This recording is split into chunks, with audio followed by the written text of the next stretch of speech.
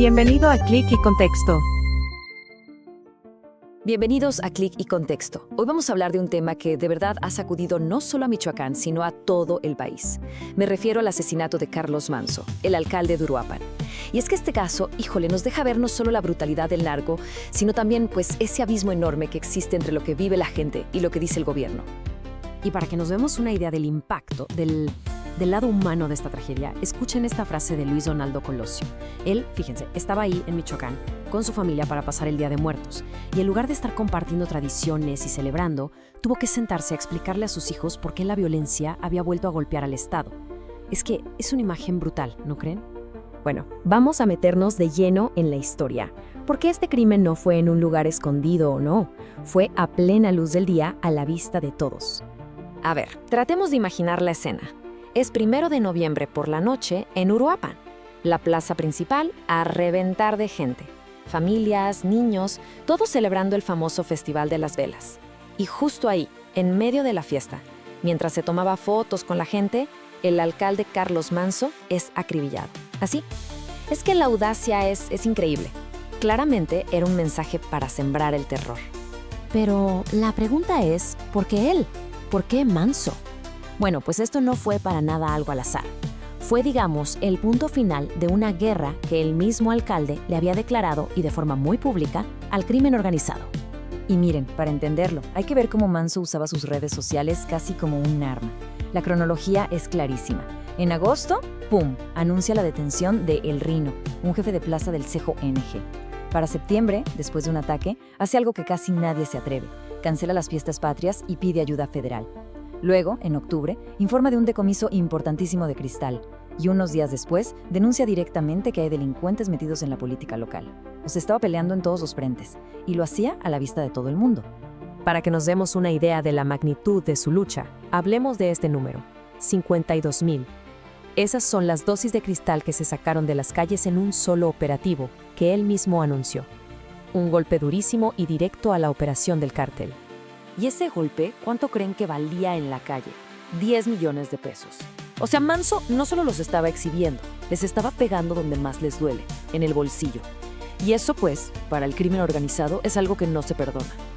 Y aquí se ve perfecto la desesperación de Manzo. Esta fue una de sus últimas publicaciones, uno de sus últimos llamados. Y ya no era una petición, era una súplica. Se sentía completamente solo, a pesar de estar dando la cara y peleando públicamente. Es casi como una premonición de lo que iba a pasar. Como era de esperarse, el asesinato detonó una verdadera bomba social.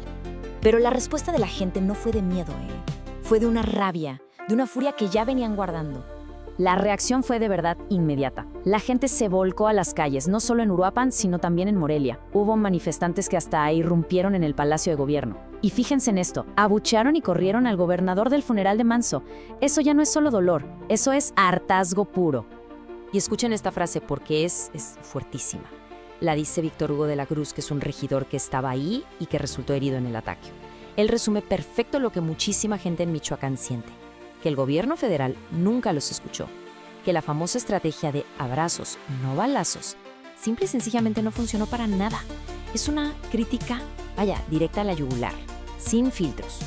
Y bueno, ante todo esto, ante la crisis, ante la gente en las calles, ¿qué dijo el gobierno federal? ¿Cuál fue su respuesta? Pues miren, la respuesta de la presidenta Claudia Sheinbaum fue cuestionar el porqué de las protestas. O sea, en lugar de atender el reclamo de inseguridad, lo que hizo fue enmarcarlo todo como un intento de sus adversarios de sacar raja política. Prácticamente sugirió que la indignación de la gente no era del todo legítima. Y la postura oficial quedó clarísima, sin rodeos. La estrategia de seguridad no va a cambiar. Se rechaza por completo la idea de una confrontación más directa, con el argumento de que las guerras de gobiernos pasados son las que nos tienen así. En pocas palabras, la política de abrazos se queda, sin importar las críticas que vienen desde donde las balas suenan. Y aquí es donde llegamos al corazón de todo el conflicto, ¿no? Un verdadero choque de realidades. Porque lo que en Michoacán se vive como un abandono total, en la Ciudad de México se lee como un ataque político. Y es que el contraste es brutal. Por un lado, tienes la demanda local. Ellos sienten que la estrategia de seguridad es un fracaso, que nadie escuchó sus gritos de ayuda y que se necesita actuar ya, con mano dura. Y por el otro lado tienes la respuesta federal, que ve todo esto como un aprovechamiento político de la tragedia, que las manifestaciones no son genuinas y que volver a una guerra no es la solución. Son literal dos mundos, dos discursos que van en paralelo y que parece que nunca se van a tocar. Y con esto cerramos. El caso de Carlos Manso al final no es solo la crónica de un asesinato. Es un espejo de la encrucijada en la que está metido México. Y nos deja con una pregunta que, la verdad, resuena con mucha urgencia. Ante una violencia que no para, ¿dónde termina la responsabilidad de proteger a la gente y dónde empieza el cálculo político? Gracias por vernos. Recuerda que también estamos en Spotify, @Click y Contexto.